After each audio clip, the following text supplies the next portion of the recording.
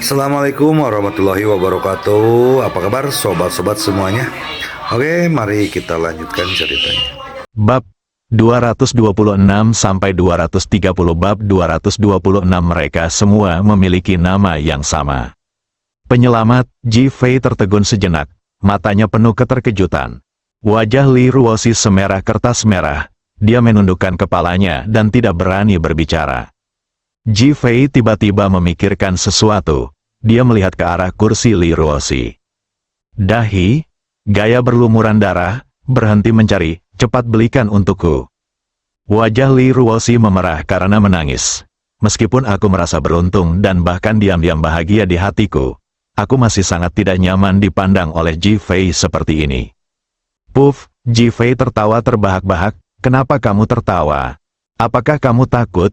Biasanya, kamu akan sampai di sana dalam seminggu. Ah, Li Ruosi menutup mulutnya dan menatap Ji Fei. Bagaimana kamu tahu? Karena dia tinggal bersama Ji Fei, dia sangat berhati-hati setiap kali datang ke sini. Hal yang paling memalukan adalah Ji Fei mengingat waktu dengan sangat akurat, biasanya seminggu kemudian. Apa-apaan ini? Saat panti asuhan anak-anak dibajak, bukankah kamu mengganti pakaianmu di depanku? Aku melihat semuanya. Dahi, Li Ruosi sangat malu hingga dia ingin merangkak ke celah-celah tanah. Kamu benar-benar gangster, kamu benar-benar mengintip. Sayang, ini salahmu. Pertama-tama, kamu melepas bajumu sendiri, bukan karena aku yang memaksamu.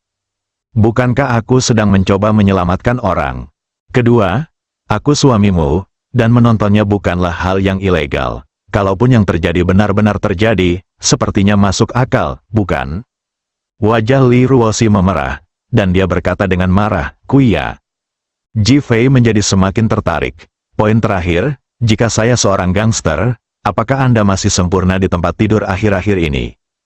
Kamu cepat membelikannya untukku. Li Ruosi sangat malu dan marah sehingga dia tidak bisa berkata apa-apa.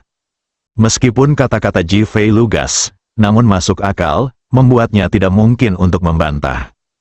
Oke, istriku mau yang satu untuk dipakai malam hari atau yang satu lagi untuk sehari-hari, atau haruskah aku membeli keduanya?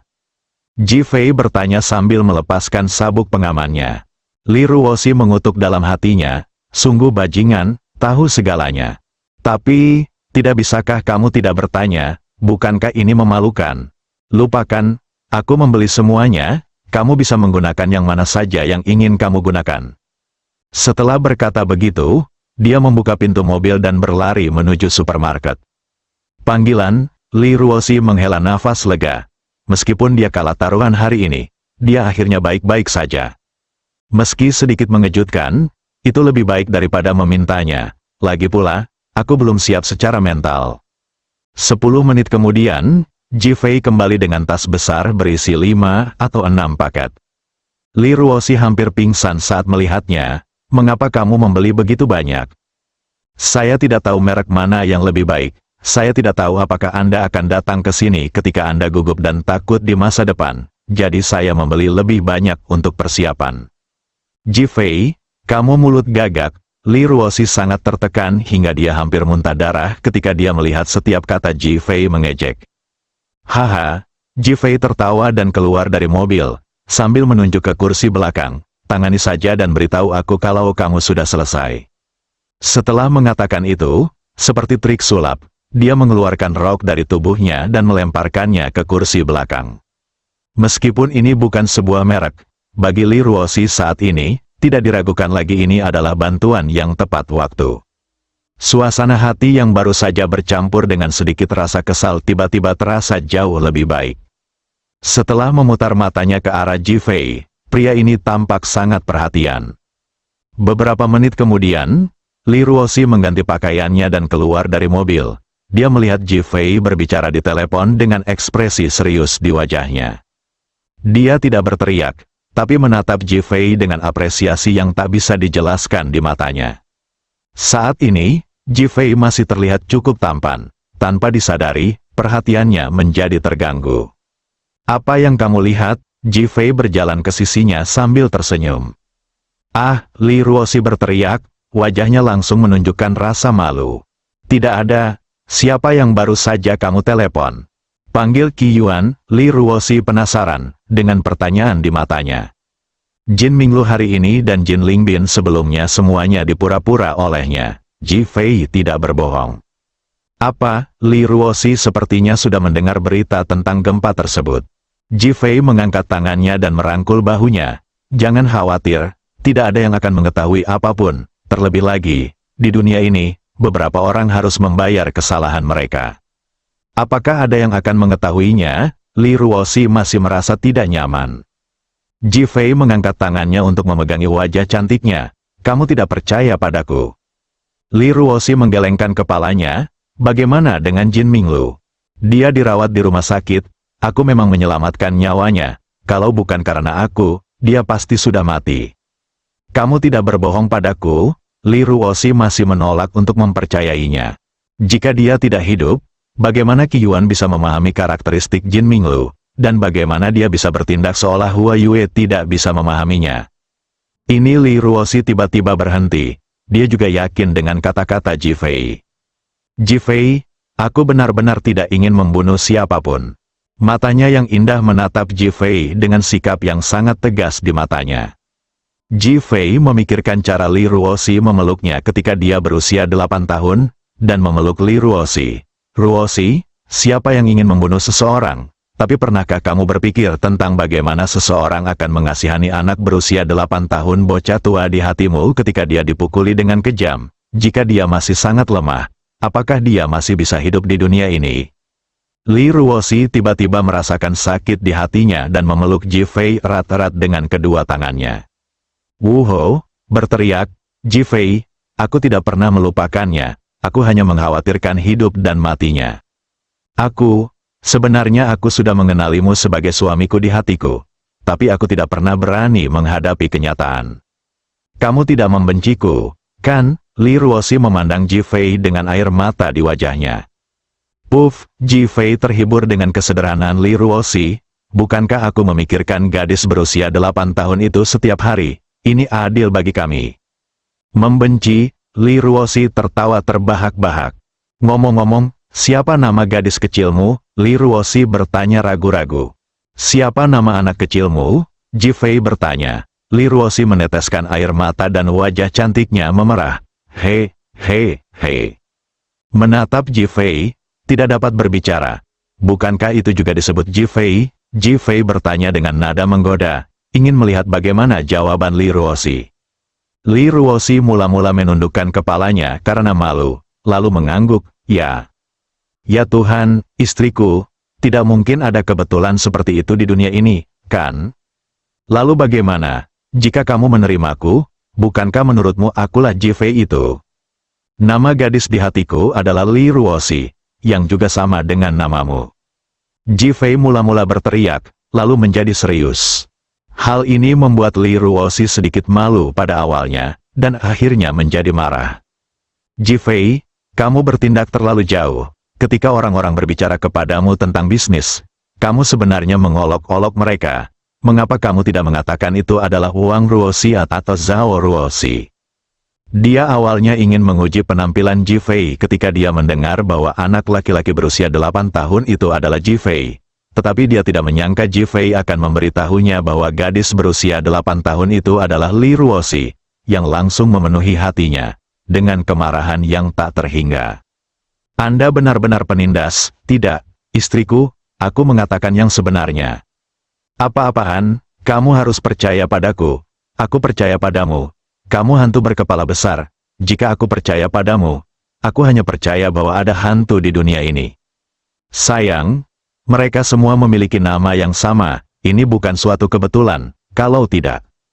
Bawa aku pulang, bab 227 apakah ini cinta, internet ramai. Kota Ninghai telah menjadi terkenal, grup Packer menjadi gila. Jefferson mulai mengomel, sampah, anakmu Jack adalah sampah. Beberapa orang dari klub Tianmen yang sedang mengadakan konferensi video berteriak ke arah Jefferson. Ini adalah langkah pertama mereka dalam mengambil tindakan di kota Ninghai, dan Jefferson pasti akan mencapai apa yang telah dia janjikan. Hasilnya adalah kegagalan, bahkan kegagalan total, yang membuat mereka sangat marah. Belum lagi betapa marah dan sedihnya perasaan Jefferson di dalam hati. Awalnya, misi ini karena perjalanan Jack ke Kerajaan Naga menimbulkan ketidakpuasan Presiden Masyarakat Tianmen sebagai hukuman. Dia diminta untuk menjalankan misi tersebut, tetapi tiba-tiba dia gagal lagi. Memikirkan Jack membuat gigiku gatal karena kebencian. Kemarin, dia menghabiskan 10,1 miliar untuk melelang sebidang tanah. Dia sangat marah hingga memarahi Jack karena dia telah melanggar persyaratan Presiden Masyarakat Tianmen untuk mengeluarkan uang sesedikit mungkin. Belakangan, Jack berulang kali berjanji bahwa dia akan mencaplok grup Lee yang baru dan memberikan kompensasi, yang membuatnya merasa sedikit lebih baik. Sekarang grup Lee baru tidak ditelan, tetapi perusahaan dan tanah yang ia habiskan lebih dari 120 miliar untuk dibeli ditelan oleh grup Lee baru. Hal ini membuatnya tidak bisa menjelaskan. Jack bodoh sebenarnya tertangkap. Menurut video di internet, saya khawatir dia akan sulit dibebaskan dengan mudah. Anda juga dapat menemukan berbagai alasan untuk menyalahkan Deli atas pembunuhan dan penculikan Anda sendiri, dan menolak mengakuinya hidup atau mati. Tapi menyerang polisi di depan umum dan mempermalukan hukum Kerajaan Naga adalah sebuah provokasi terhadap martabat Kerajaan Naga. Ada bukti video yang tak terbantahkan, dan itu pasti tidak akan diselesaikan dengan mudah. Pada saat ini, meskipun dia sangat marah setelah dikritik oleh ribuan orang, dia masih enggan menahannya dan menerimanya dalam diam. Sebaliknya, Presiden wanita dari masyarakat Tianmen memandang semua orang dalam diam. Baru setelah semua orang lelah setelah berbicara lama dan berhenti berbicara, dia perlahan berbicara. Apakah kamu sudah cukup berkata? Suaranya dingin dan penuh momentum.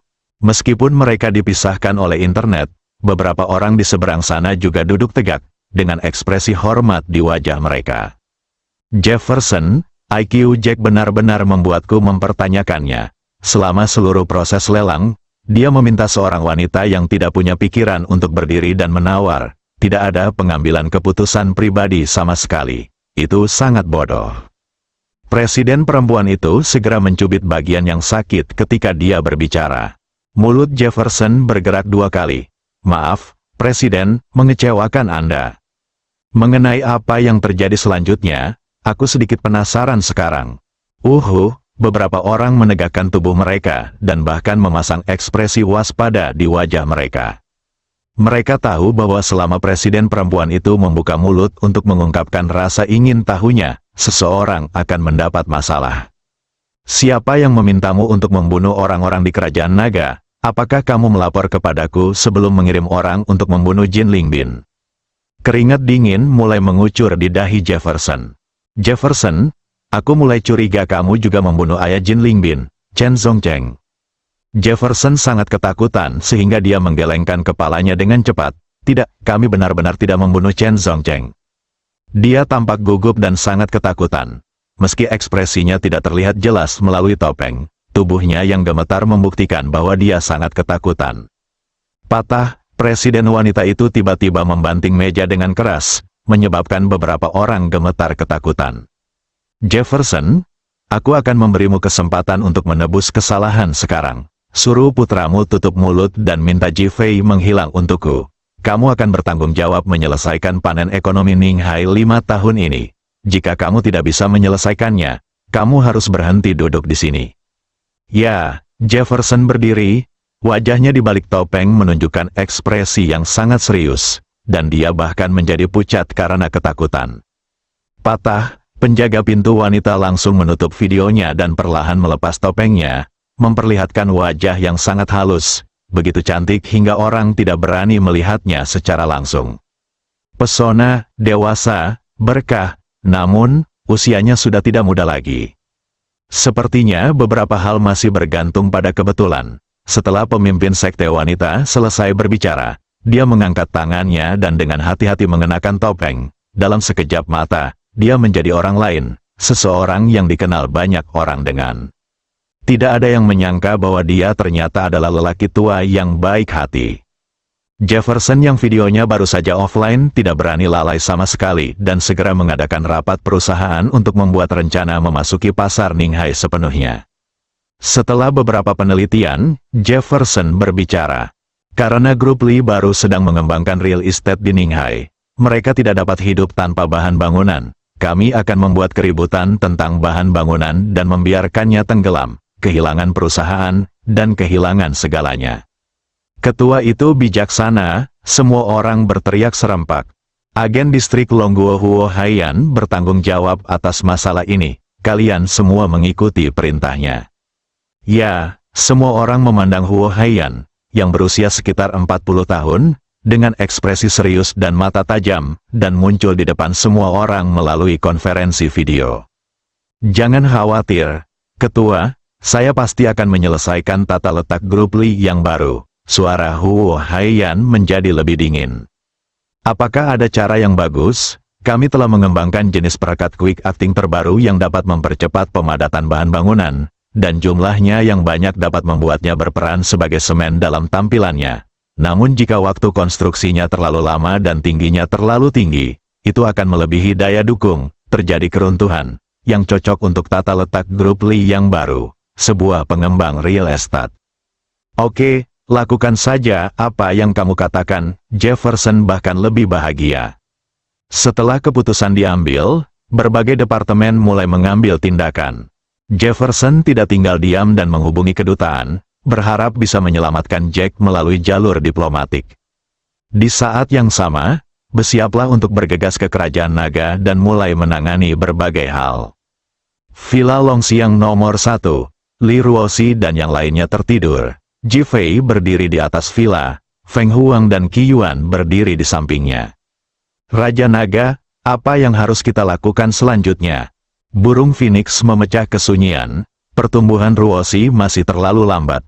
Saya sangat berharap dia bisa tumbuh dengan cepat sekarang, sehingga masalah di kota Ninghai dapat segera diselesaikan. Lalu seluruh provinsi, dan kemudian seluruh negeri, semuanya. Feng Huang dan Qi Yuan terdiam. Mereka bisa merasakan kerumitan dalam nada suara Ji Fei.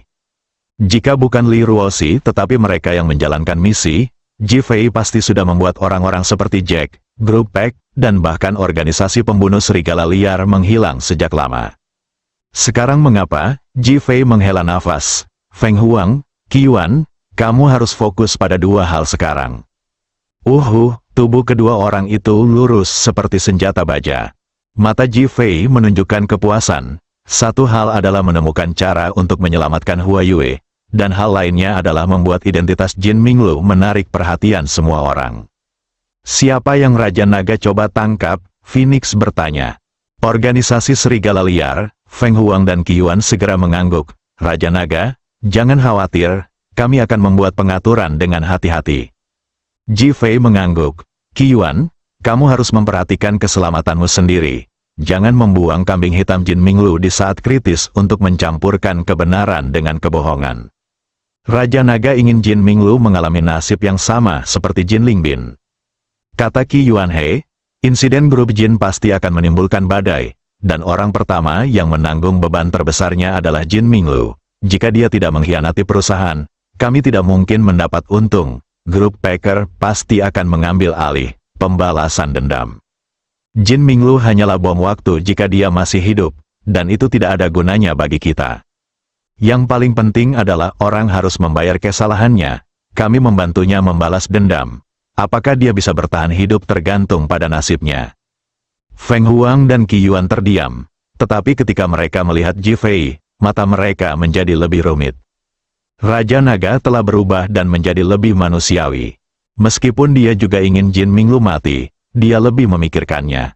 Apakah ini perubahan yang dipicu oleh cinta? Mereka berdua tidak pernah menyangka bahwa Raja Naga, yang selalu bertindak tegas dan tegas, akan bersimpati pada orang kecil seperti Jin Minglu. Bab 228 drama itu harus dilakukan dengan baik. Robinson, Deli ditangkap di negeri naga. Dia mengaku kepada majikannya, Neil, seorang pria kulit putih jangkung, memandang pria berjanggut panjang dan rambut pirang panjang di depannya. Nadanya cemas dan penuh hormat. Robinson berdiri seperti raksasa di depan Neil. Neil, yang awalnya tinggi, hanya bisa melihat ke depan Robinson yang lebih tinggi lagi.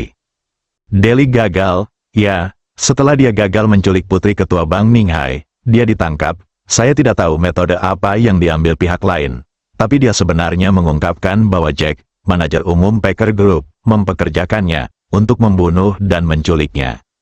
Sialan, mata Robinson berkilat dingin. Deli pantas mati karena mengakui hal ini. Yang lebih aku khawatirkan adalah dia mungkin mengkhianati kita juga. Robinson terdiam, tapi tangannya terkepal. Meskipun organisasi Serigala Liar belum terlalu terkenal di kalangan organisasi pembunuh, dalam 2 tahun terakhir, mereka mengandalkan kerja tim mereka untuk menjadi terkenal di dunia pembunuh sedikit demi sedikit. Sekaranglah saatnya mereka berencana untuk bergerak menuju organisasi pembunuh kelas 1. Jika Deli mengkhianati mereka, semua usaha mereka akan sia-sia. Khawatir di hatiku, namun, yang membuat Robinson semakin khawatir adalah, siapa pihak lain tersebut. Deli mampu mengenali informasi tersebut. Tahukah Anda, mereka telah mendapat pelatihan khusus dan tidak takut bahkan saat menghadapi kematian. Metode pihak lain membuatnya ragu dan bahkan ketakutan. Neil, segera hubungi Packer Group dan minta mereka memberikan kompensasi kepada kita. Ya, setelah Neil selesai berbicara, dia menyalakan teleponnya, memanggil sistem, menemukan nomornya, dan memutar nomornya. Di sisi lain, Jefferson bergegas ke bandara, bersiap bergegas ke Kerajaan Naga untuk menyelamatkan Jack. Saat Anda melihat nomor telepon asing, tekan untuk menjawabnya. Jefferson, kami adalah teman Deli. Neil tidak menyembunyikan apapun dan langsung mengumumkan identitasnya. Jefferson tertegun sejenak, lalu kemarahan muncul di wajahnya. Kamu melanggar aturan dan mengkhianati anakku, dan sekarang kamu membiarkan dia ditangkap di Kerajaan Naga. Berhenti bicara omong kosong, ada kecelakaan dalam misi ini, dan kami juga menderita kerugian besar. Suara Neil terdengar dingin. Apa yang kamu inginkan? Meskipun Jefferson sedikit takut dan bahkan iri pada para pembunuh ini, dia tetap kuat. Anda memberikan kompensasi kepada kami. Setelah Neil mengatakan ini, dia meminta nasihat Robinson. Robinson mengangguk setuju. Kompensasi apa?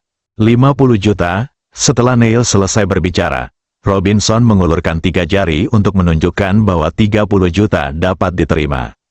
Neil yakin dan menunggu Jefferson untuk menawar.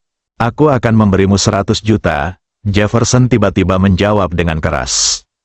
Berapa banyak? Neil berseru kaget, dan pada saat yang sama mengklik speaker ponsel.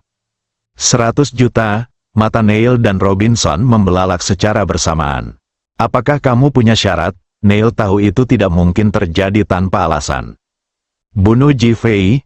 Nada suara Jefferson penuh dengan dingin dan kebencian.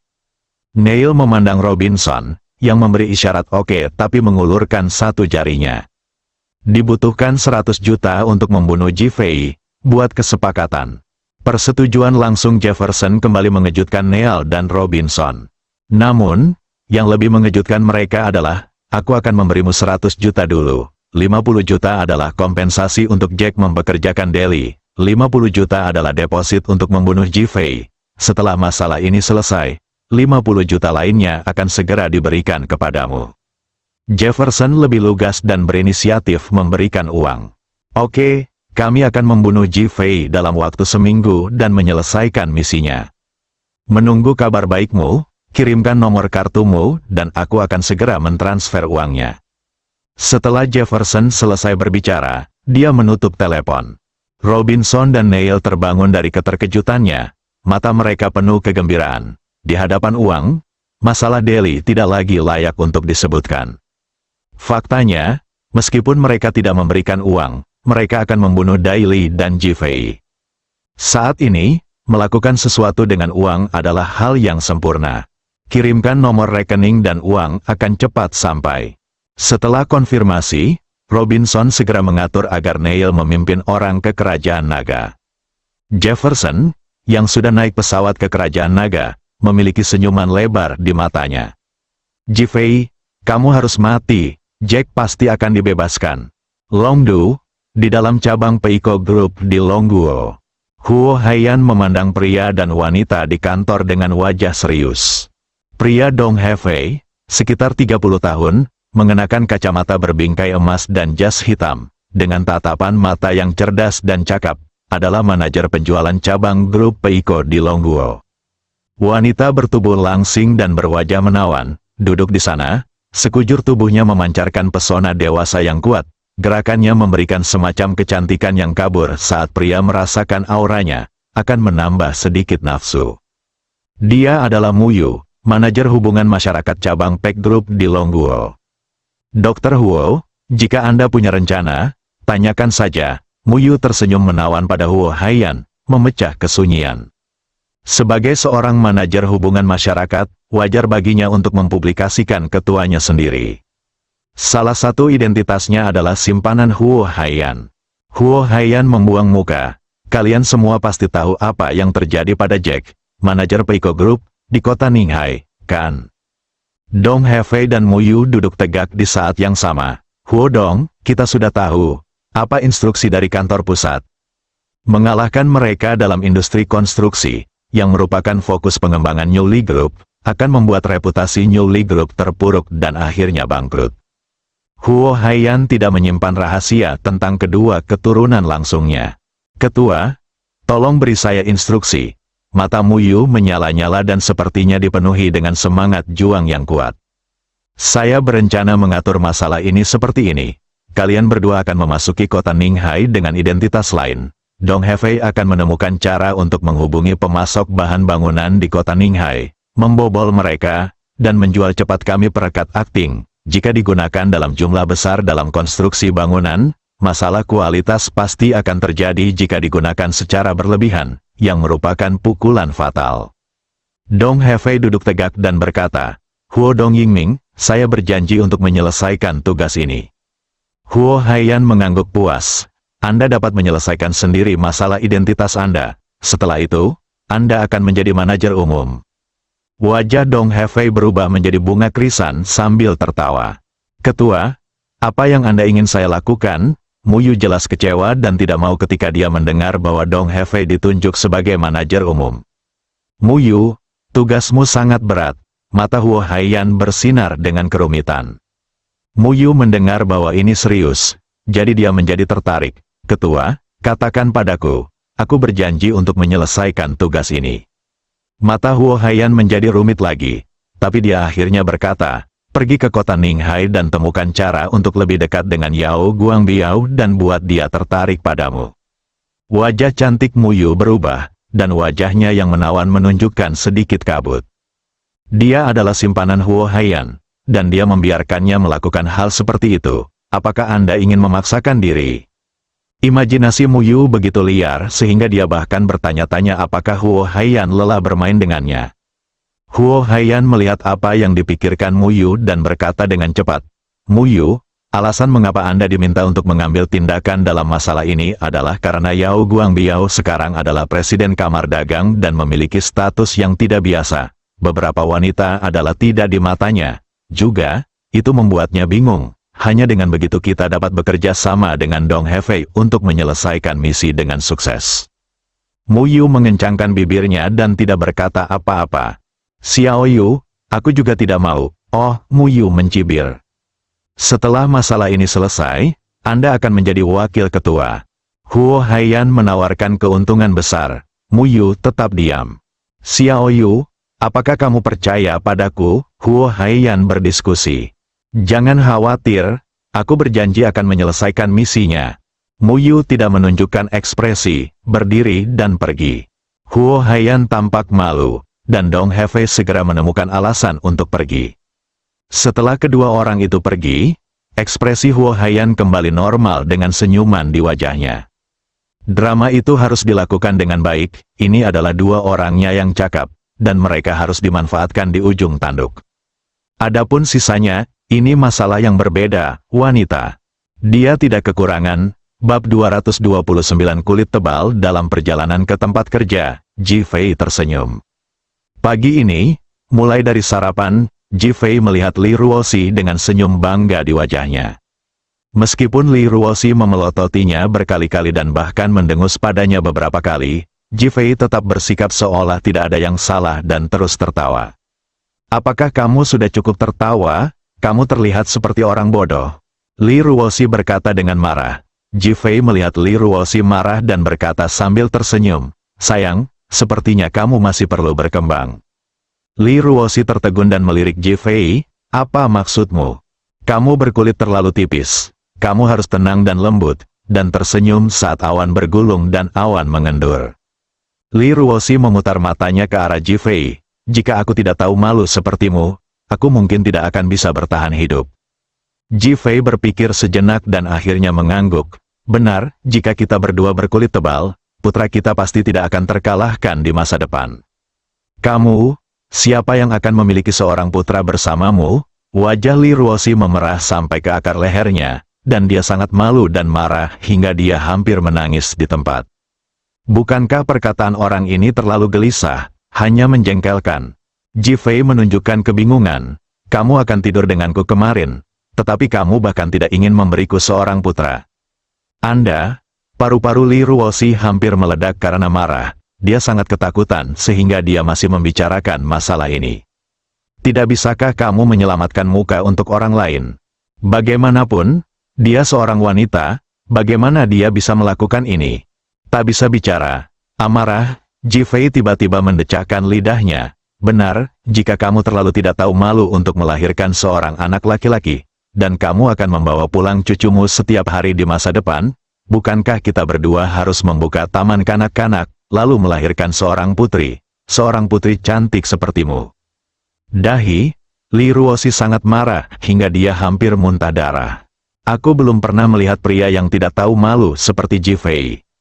Hal yang paling menyebalkan adalah dia memiliki pikiran yang liar dan menganggap putranya berkulit tebal dan menjemput wanita kemana-mana. Bajingan ini, mungkinkah hanya ini yang ada dalam kepalanya?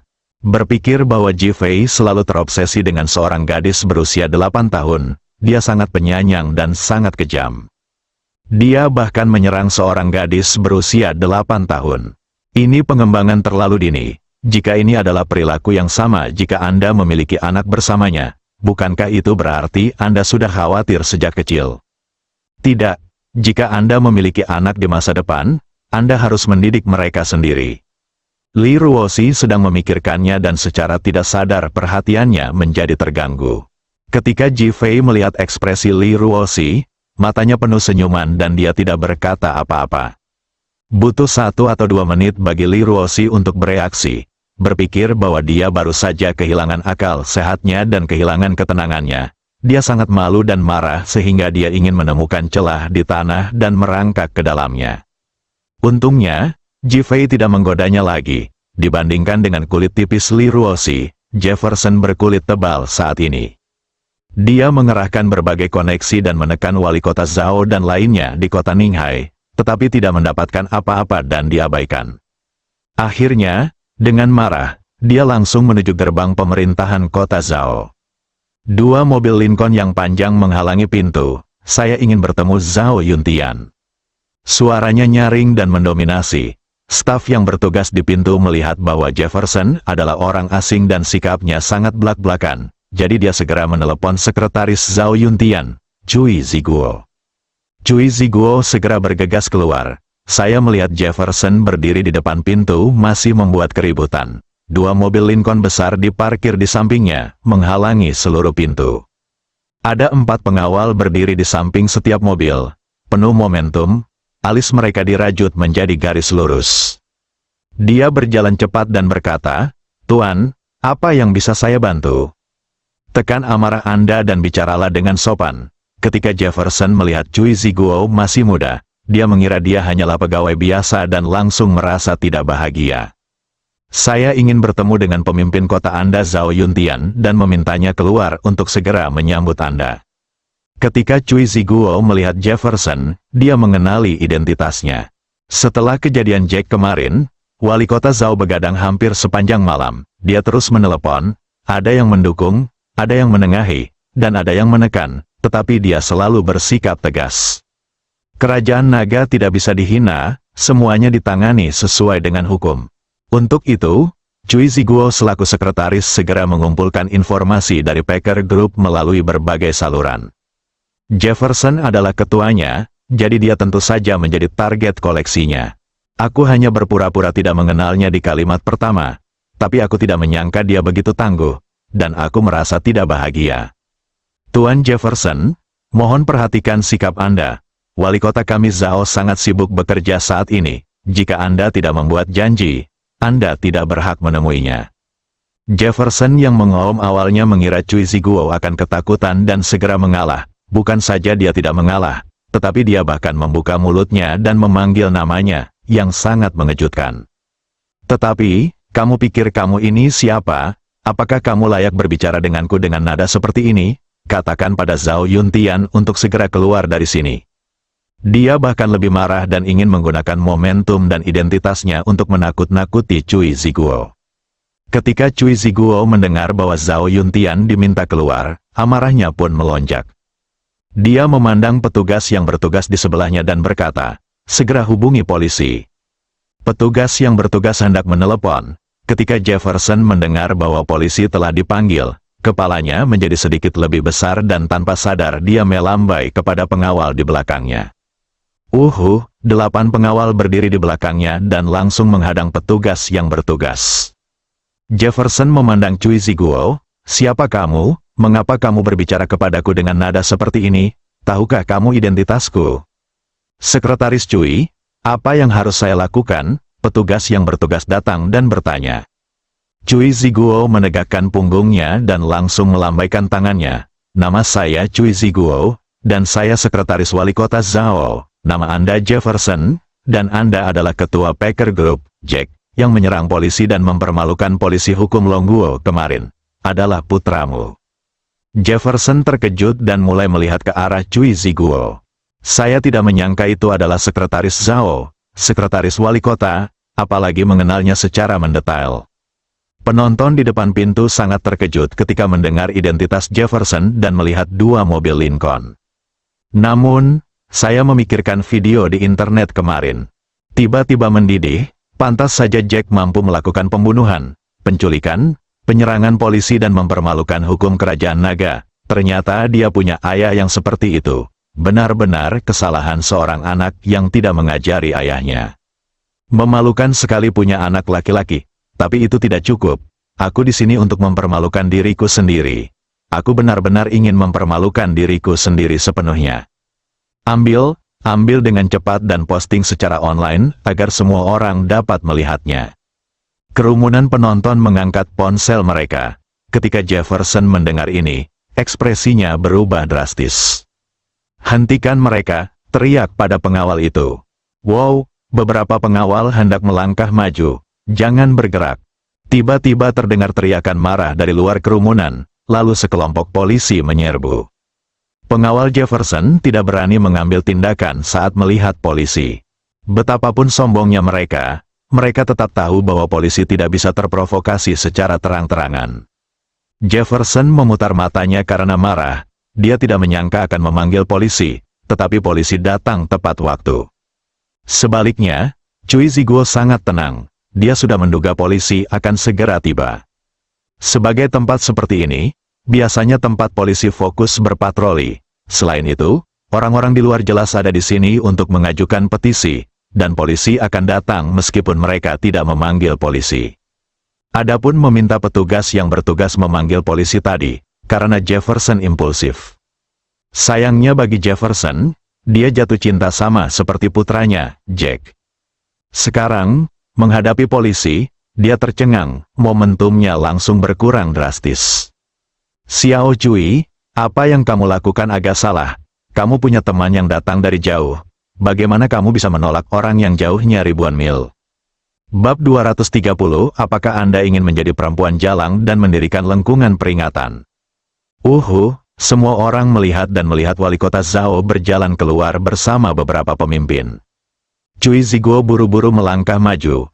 "Ketua Zhao, maafkan saya, awalnya saya ingin menyambut Anda, tetapi saya hanya melihat orang-orang memblokir jalan dengan mobil mereka, jadi saya tidak dapat mengundang Anda masuk." Melihat mobil itu, wali kota Zhao mengerutkan kening. "Itu benar?" Melihat Jefferson, "Apakah Anda akan memberi kami mobil?" "Saya tidak mengatakannya, mungkin tidak," Cui Ziguo menjawab. Melihat Jefferson terdiam, wali kota Zhao mengangguk kepada Cui Ziguo. Cui Ziguo segera melihat ke arah polisi dan berkata, "Kedua mobil ini diparkir secara ilegal, biarkan polisi lalu lintas datang dan menanganinya." Polisi segera memahami maksud Cui Ziguo, mengambil walkie-talkie dan mulai menelepon polisi lalu lintas. Jefferson awalnya mendengar wali kota Zhao berkata bahwa seorang teman datang dari jauh. Dia berpikir bahwa dia akan bersikap sopan padanya dan bahkan mengundangnya masuk dengan sopan. Tanpa diduga, dia harus menangani pelanggaran mobilnya dalam sekejap. Mengetahui bahwa dia sedang dikomplotkan lagi, dia langsung menjadi marah. Zhao Yuntian, apa maksudmu? Apakah kamu tidak mengerti etika apapun? Sudut mulut Zhao Yuntian terangkat. Etiket adalah untuk orang yang sopan. Menurutmu, apakah aku harus sopan padamu? Apa maksudmu? Aku di sini ingin bertemu denganmu. Bukankah kamu harus keluar untuk menyambutku? Minta wawancara? Begini caramu meminta wawancara? Zhao Yuntian menunjuk ke kendaraan yang diparkir dan menunjuk pengawalnya yang hendak menyerang kerumunan. Kemudian dia mendengus dingin. Saat aku baru saja berjalan keluar, aku mendengar seseorang berteriak padaku agar keluar. Apakah kamu meminta untuk bertemu denganku, atau kamu memintaku keluar dan menemuimu? Zhao Yuntian bertanya balik tanpa rasa malu, membuat Jefferson sangat malu dan ekspresinya berubah berulang kali. Akhirnya, Kepala Zhao, jika ini masalahnya, kita tidak perlu berpura-pura bingung. Bisakah Anda ceritakan tentang putra saya sehingga Anda bisa puas dengan pembebasannya? Zhao Yuntian tidak berbicara, tetapi melihat keluar kerumunan. Tepat ketika dia menerima laporan, dia menelepon Ji Fei dan mengatakan dia akan datang dan ingin melihat sikap Ji Fei. Sekarang sulit baginya untuk menggunakan terlalu banyak kekuatan melawan Pack Group. Lagi pula, banyak orang yang menonton dan mereka sangat sensitif. Kamu ingin uang? Kalau begitu katakan saja padaku berapa banyak yang kamu inginkan. Dan jangan ragu-ragu di sini. Ada pepatah lama di kerajaan nagamu. Kamu ingin menjadi perempuan jalang, tetapi kamu masih ingin membangun lengkungan peringatan, kan? Dari sudut pandang Jefferson, melepaskan Jack berarti uang, dan hal terburuk yang bisa dia lakukan adalah kehilangan sejumlah uang. Sekarang, melihat Zhao Yuntian terdiam, dia mengira Zhao Yuntian takut, jadi dia menjadi lebih tangguh. Wuho, tiba-tiba terdengar suara mesin mobil di luar kerumunan. Kerumunan di luar sempat kebingungan, lalu segera menyingkir. Panggilan, sebuah BMW putih melaju melewati kerumunan, menciptakan hembusan angin dan menabrak antara bagian depan dan belakang kedua Lincoln tersebut. Kerumunan itu berteriak, "Bang!" Terjadi benturan yang sangat besar. Lampu peringatan ketiga mobil menyala dan alarm berbunyi, serta jarak antara depan dan belakang kedua mobil Lincoln yang langsung ditabrak berubah. Siapa yang menabrak mobilku? Jefferson, yang bersikap agresif terhadap Zhao Yuntian, berteriak dengan marah. Mobil ini khusus disewa olehnya setelah ia datang ke Long Kingdom, sebagian untuk digunakan dan sebagian lagi untuk menunjukkan identitasnya. Tak disangka, mobil tersebut ditabrak oleh sebuah BMW. Zhao Yuntian dapat melihat dengan jelas pada saat ini bahwa orang di dalamnya adalah Ji Fei, dan dia sangat ketakutan hingga kelopak matanya bergerak-gerak. Dampak kekerasan tadi sangat mematikan. Bang! Pintu kanan BMW yang cacat itu mengeluarkan suara keras dan terbang langsung menuju Jefferson. Jefferson berteriak ketakutan dan dengan cepat melompat ke samping untuk menghindar, dan pintu mobil terbang melewati punggungnya.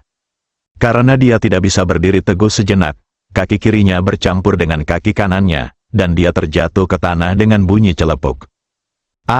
Kepalanya membentur tanah dan dia berteriak. Ji Fei turun dari mobil dan melihat ke arah polisi di sebelahnya. Di mana polisi lalu lintas itu? Mobil saya rusak. Datang dan tangani secepatnya. Ketika polisi melihat Ji Fei, mereka memikirkan adegan di mana dia menabrak mobil. Saat ini, jantungnya masih berdebar kencang. Didi, sebuah mobil polisi lalu lintas melaju dan setelah berhenti, 4 petugas polisi lalu lintas keluar. Semua orang mengerutkan kening saat melihat ketiga mobil itu saling bertabrakan. Ini benar-benar mobil mewah dan bukan mobil. Menekan keterkejutan di hatiku, aku berjalan cepat. Pada saat ini, Jefferson juga telah bangun. Ketika dia melihat bahwa itu adalah Ji Fei, dia sangat cemburu seolah-olah dia adalah musuh. Polisi lalu lintas, mobil saya dirusak oleh pengemudinya. Anda harus memintanya memberikan kompensasi kepada saya.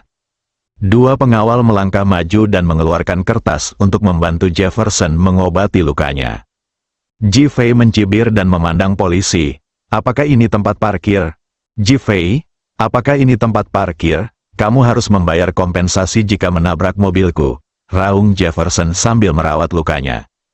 Polisi lalu lintas langsung mengerti, dan ketika mereka menerima panggilan tersebut, mereka sudah tahu bahwa Lincoln menghalangi jalan, jadi mereka bergegas. Dua petugas polisi telah bertemu Ji-Fei selama penyelidikan mengemudi dalam keadaan mabuk dan mengetahui kekuatannya. Dua petugas mengeluarkan tiket, satu untuk masing-masing Lincoln. Kamu, apa yang kamu lakukan? Ketika Jefferson melihatnya, dia tampak bingung dan marah. Kedua mobil ini diparkir secara ilegal dan perlu membayar denda. Apakah itu milik Anda? Jefferson merasa tertekan seperti baru saja memakan siang. Ini milikku. Ada keganasan di matanya. Maaf, mobil Anda diparkir secara ilegal dan Anda harus membayar denda. Jefferson hendak mengatakan bahwa dia tidak akan membayar. Tetapi ketika dia mengira bahwa kecelakaan mobil Ji-Fei adalah kecelakaan mobil dan dia harus bertanggung jawab penuh, dia segera menjadi sangat gembira dan berkata, "Oke, saya akan membayar." Dia mengangkat tangannya dan menunjuk ke arah Ji-Fei. Dia menabrakkan mobilku. Bagaimana dengan kompensasinya? Polisi lalu lintas mengabaikannya dan berkata, "Tolong bayar dendanya dulu." Jefferson memutar matanya karena marah, menahan diri, dan memerintahkan pengawalnya, "Beri aku uang." Seorang pengawal segera maju dan menyerahkan denda tersebut kepada polisi lalu lintas. Setelah polisi lalu lintas mengeluarkan faktur, dia menyimpan uang tersebut dan berkata, "Tolong segera pergi, kalau tidak kami akan memanggil truk derek." Jefferson tertegun. Dia baru saja memberikan uang untuk menangani kecelakaan mobil Ji-Fei, dan dia berharap Ji-Fei langsung memikul tanggung jawab hukum dan masuk penjara. "Ini mengapa Anda membiarkan diri Anda menangani mobil itu? Apakah kamu tidak melihat mobilku rusak?" Polisi lalu lintas merentangkan tangannya dan memandang Jefferson. "Anda parkir secara ilegal dan menyebabkan kecelakaan lalu lintas. Anda akan bertanggung jawab penuh." "Apa?" Jefferson bertanya dengan heran dan memandang Ji-Fei. "Apa yang dia tanggung?" Petugas polisi lalu lintas memandang Ji-Fei dan berkata, "Anda mengemudi terlalu cepat. Saya memberi Anda peringatan lisan. Mohon perhatiannya lain kali." Ji-Fei diam-diam memuji polisi lalu lintas yang cerdas. "Jangan khawatir, saya akan mengontrol kecepatan saya saat mengemudi lagi, dan saya pasti tidak akan melebihi batas kecepatan." Sikapnya sangat baik, dan dia tidak lupa memandang Jefferson dengan tatapan mengejek. Dahi, Jefferson merasa paru-parunya akan meledak. Ini adalah pilih kasih yang telanjang. Ini adalah serangan yang disengaja terhadapnya. "Zhao Yuntian, apakah ini hukummu?" Dia berteriak dengan marah, sangat marah. Penanganan Zhao Yuntian terhadap Ji-Fei dan polisi lalu lintas patut mendapat tepuk tangan. "Sangat sempurna, Tuan Jefferson. Anda telah mengakui bahwa Anda parkir secara ilegal dan menyebabkan kecelakaan. Tanggung jawab utama ada di tangan Anda. Jika Anda tidak yakin, Anda dapat pergi ke pengadilan bersama Ji-Fei dan kantor polisi kami akan memberikan semua bukti." Jefferson, apakah kamu ingin menjadi perempuan jalang dan berdiri, bersambung?